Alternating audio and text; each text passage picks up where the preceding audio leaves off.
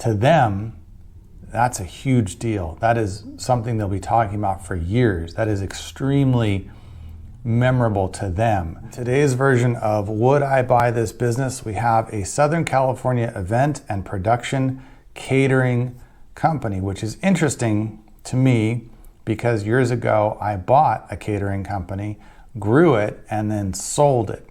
So it's a space I know a lot about, and knowing what I know now, I wouldn't do it again. It was a good business, and my main interest in it, because I'd had a lot of experience in restaurants, the main thing I thought would be interesting about a catering company was I wouldn't have to try to predict how much food to have on hand, because with catering, everybody orders well in advance. So well before you have to get any food, you know exactly how much you need. And then I wouldn't have to wonder about staffing, which is the other problem in a restaurant. I'd know exactly how many events I would have long before I would have to make the schedule and bring staff on. I thought at the time those were the two big problems that a restaurant had that would be solved by being in the catering business. And I was right as far as that went. But what I didn't anticipate or understand about catering was how mission critical everything was for every event. If you are a little late in serving at a restaurant, or the service isn't quite as good, or the meal isn't quite as good as your normal standards, if people have been there before, they'll probably come back and give you another chance, and nobody's going to be devastated about it generally if you're a little bit late or a little bit less than you were hoping for in terms of quality or service. But if it's somebody's wedding or 50th anniversary or quinceañera or whatever, big deal, once in a lifetime kind of event, and you screw it up, even though to you that may have only been one of 8 parties that Saturday in a year full of Saturdays, to them, that's a huge deal. That is something they'll be talking about for years. That is extremely memorable to them. So what I didn't understand about catering at the time was how much pressure there was to do a great job. And the reality is sometimes things are out of your control, things that you can't have an impact on. There's a traffic snarl, power goes out, or whatever. Something happens, you can't deliver when you were planning to, the way you were planning to.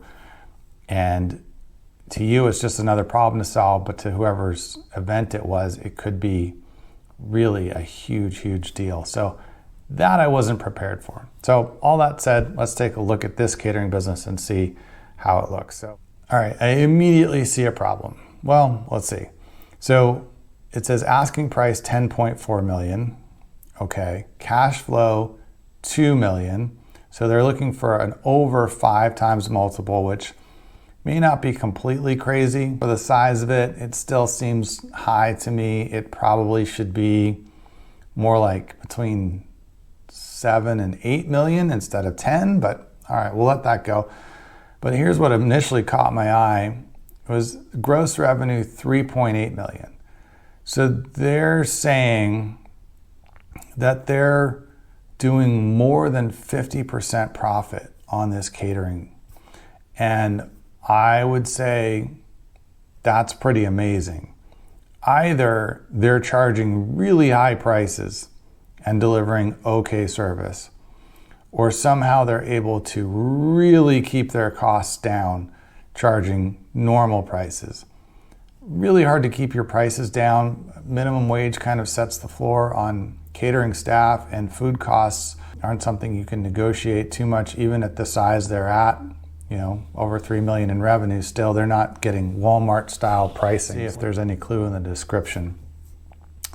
Specializes in providing comprehensive catering services to the entertainment industry, including film, TV, and production, corporate clients, tours, promotional campaigns, a niche market, full service, relocated multiple times.